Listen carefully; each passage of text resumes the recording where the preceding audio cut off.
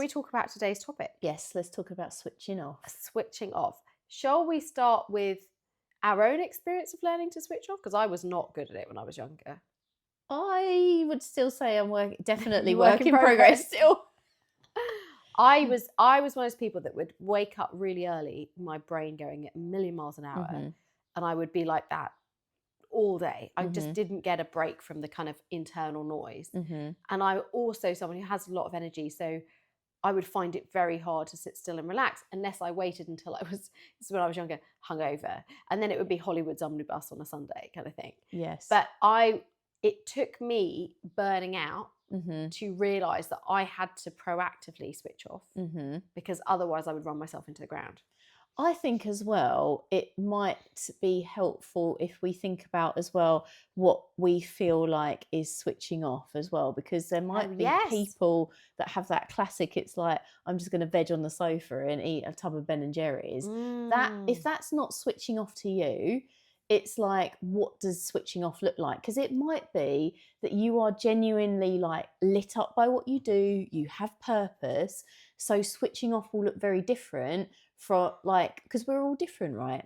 Well, let's give some examples of switching off type activities, and then we can talk about how people can adopt them if they find it difficult. So like just thinking that some people will switch off by going for a walk. Some people will go into like the gym or do a sport that gets them into that flow state. Well, a sport's great because if it engages your brain. Like the other day I did a dance workout and it was a new one. And why are you looking at me like that? I love to dance. This is brilliant. So one of the reasons I liked this house was I wanted space that I could dance in the house. Yes. And so one of the great things about dance workout is you're trying to learn steps while you're doing it. So you can't be thinking about your day because your brain's like, wait, how did we end up over here and what's that move? So sport is a great one. Yes. So and then and that sport, like we said, can take varying levels of intensity. It can be dancing, which is going to give you amazing brain chemicals. It can be martial arts. It can be rugby if you're that way inclined. It can be at the other end of the spectrum, a lovely yoga session, which is going to get you in the vibe and in the mode for switching off.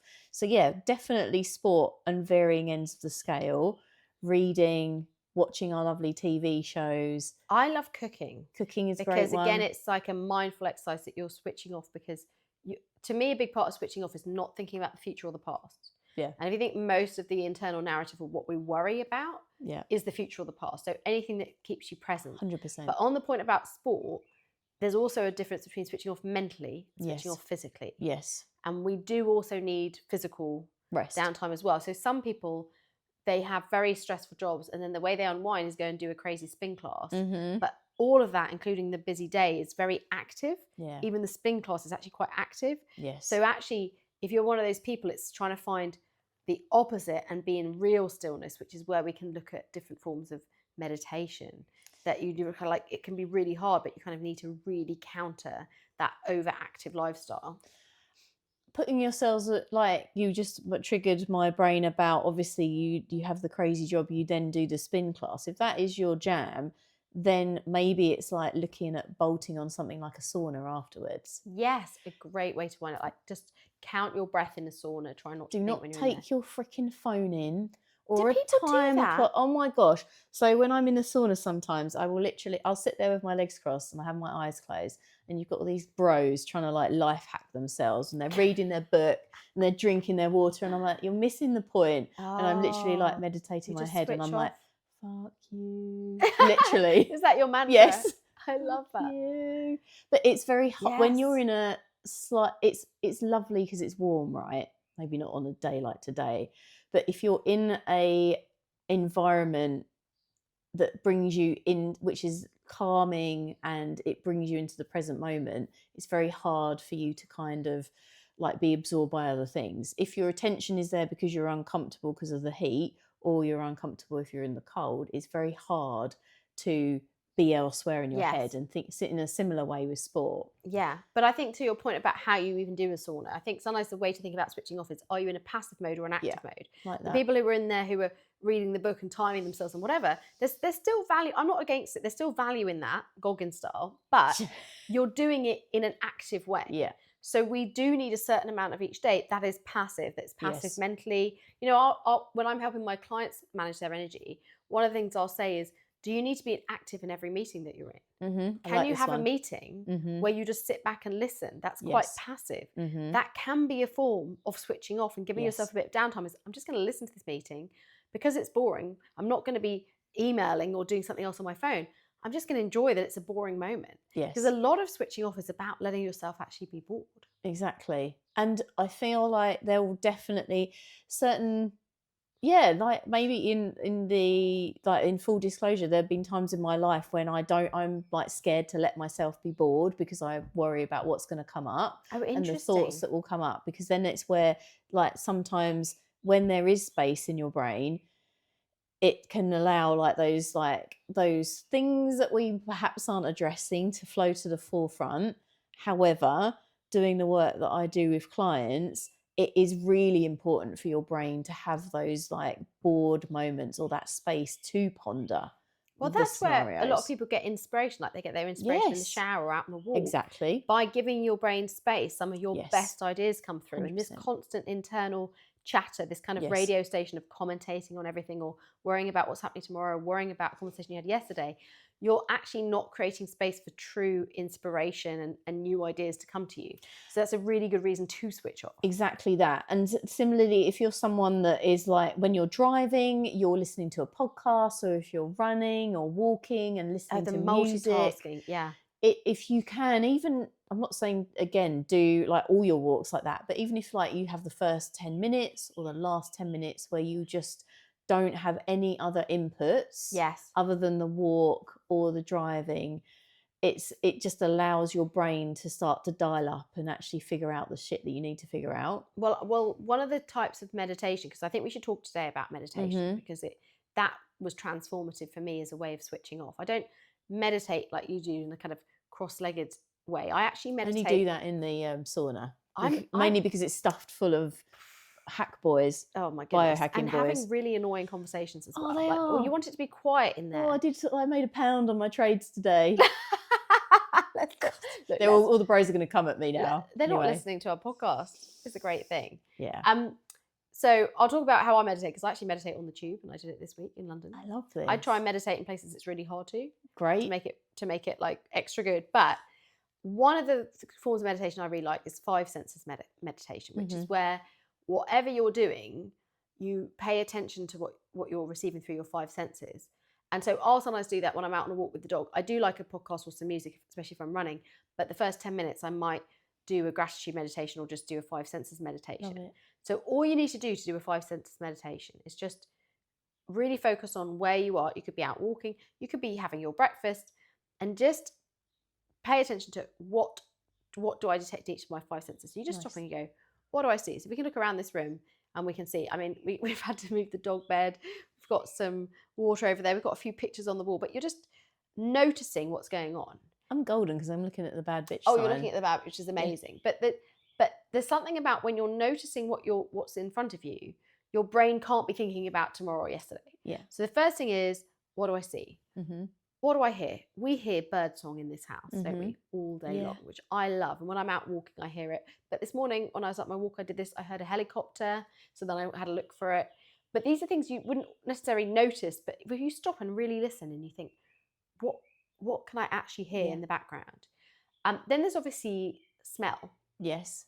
And this isn't about just finding nice smells. It's just being interested as to what you're smelling. Then there's touch. So obviously if you might be touching your kind of hot coffee cup, but if you're walking, touch is the sensation in your feet, or even how do your clothes feel against you. And then there's taste, which again, when we're eating and drinking, it's a really nice thing to tap into, but you still have a taste in your mouth even when you're just walking around. Yeah. And so working through those senses of just what do I sense in this moment? And if you're finding you're somewhere and you're getting distracted or having intrusive thoughts or you're over worrying about something, one of the things I go back to is, what can I see? And I do it on the tube. I'm like, oh, there's that sign.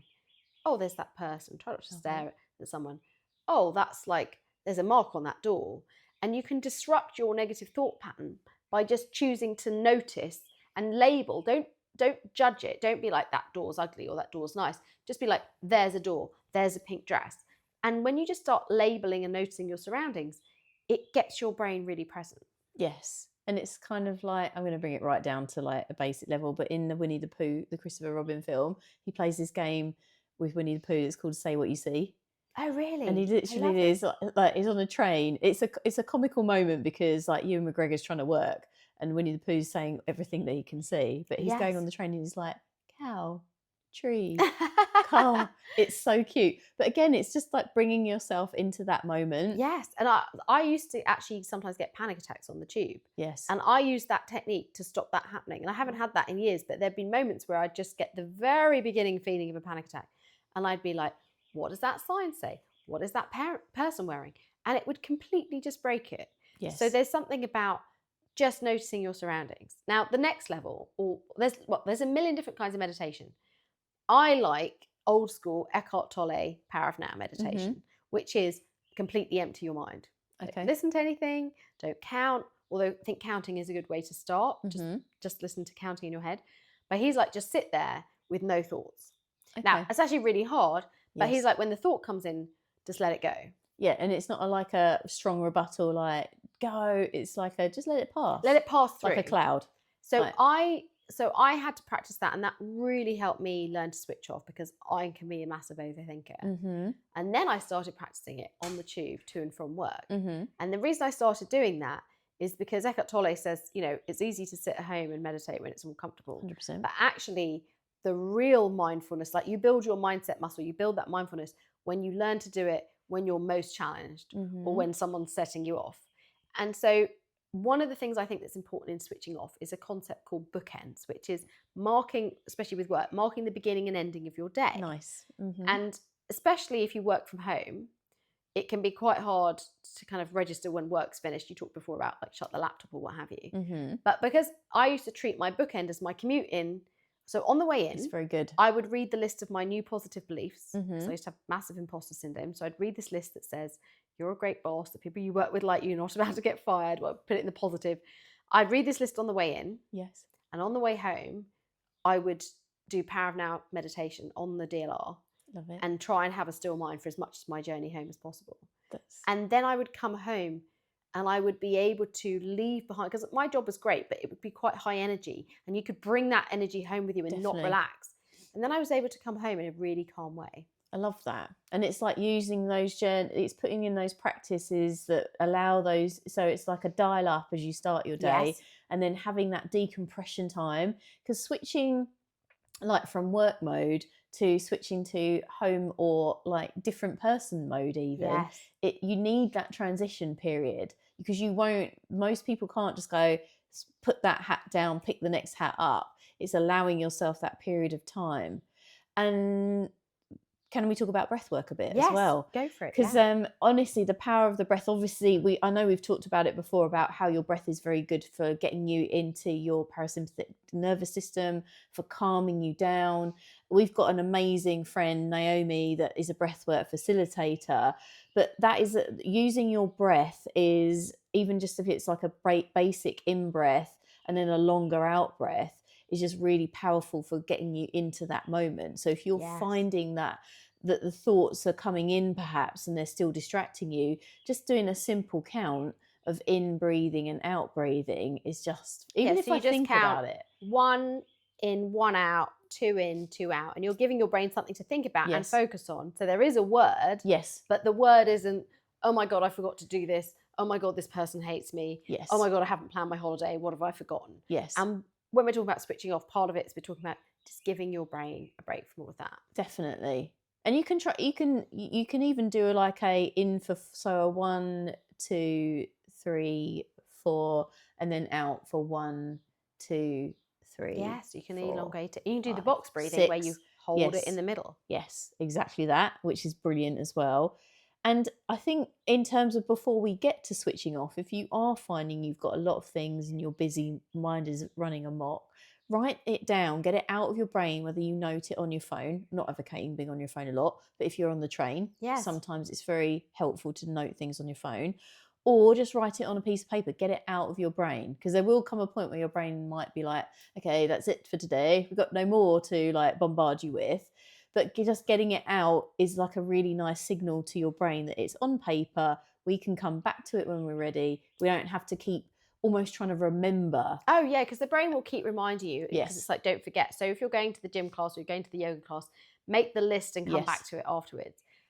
Just something you were saying there was making me thinking about, yes, we talk about switching off at the end of the day, but one of the things I talk to people about is the power down. A power down is during the day, switching off, because our brains get overstimulated, and it's like when you have I have all the windows open on my laptop, and eventually it can't cope and the wheel starts spinning. Yeah. So actually what can be really good is in the middle of the day, when you have your lunch, just go outside for 5 minutes, have a little power down, give yourself a little break. Again, do the 5 senses meditation, or just stop and listen to some very relaxing music. But what you're trying to do is think of your brain as like an overheated computer. Yes. You want to let it calm right down. Yes. You might feel a bit tired. Yes. You can take some deep breaths. But I promise after 5-10 minutes, you'll feel your energy coming back up. So it's just giving you that moment during the day. Don't just wait till the end of the day for it. No, exactly that. And I love that, because that bolts on nicely to if you're in a day of like when you're say bouncing from meeting to meeting to meeting, pick which meeting you can have a small little break in. Oh yeah, I mean, I used to use a lot of my meetings so good. I'd say it's a spa break. I'm going into a spa break, so I'm going into a really pointless meeting where for some reason I have to be there, but I don't really need to listen. I'm just going to sit here, look interested, and inside I'm on the beach with a cocktail. I love it. It's like you just let your brain, wander off to your happy place. Exactly. The power of your happy place is very good. That is quite nice. You can mentally take yourself to like a happy place. Well, before we wrap up, because we were out of time, but before we wrap up, you obviously use visualizations. Yes. And that's a great way to get someone to their happy place and give their nervous system a break. For someone who hasn't experienced a visualization before, what can you tell them about the experience, and what's a really good way to start trying that out? I think just like, as I always say to my clients, keep it simple and keep it keep it straightforward. Don't overcomplicate it. So I would just say a really great way to start this is pick like your favorite place, a place, and you will all have like, what is it? You've got a place where you mine's like on the beach in Barcelona. Perfect. Yeah. Yes. And like I have like a lovely beach in Cornwall, and you will instantly, if I say to you what is like a happy place or a safe place or a lovely place you're on holiday, your brain is very good at remembering that sort of those feelings and associated feelings, because when we imagine something in our brain, as I say a lot, there's very little difference chemically when we imagine it and when we do it in real life. So just think of, as a starting point, a place that makes you happy and makes you feel safe, and then just take yourself back to that place. Yes. And again, invoke what you said earlier. What can you see? What can you hear? What can you smell? Yeah. How does it feel? Is the sun on your face? Who is with you? Yes. What can you feel underneath your feet? Can you hear birds singing? What are the colours like? And try and dial up the colour and make it like a real vivid, saturated picture. And that is just a really nice way of like switching off and taking yourself to your happy place. I love that. I feel like that's a perfect place to end. Definitely. And I hope we've inspired people to take time, to like give themselves that space to switch off, and to do it by going to their happy place. Exactly that. Yes. And if you want any more help or guidance, or you've got any questions, any topics that you want us to cover, do just like comment, send us a question, get in touch. We're here for you, and we want to cover topics that help you. So please do reach out. And as always, if you can like, share and subscribe to the podcast, we would absolutely love it. And thank you for being with us, and we look forward to seeing you next time.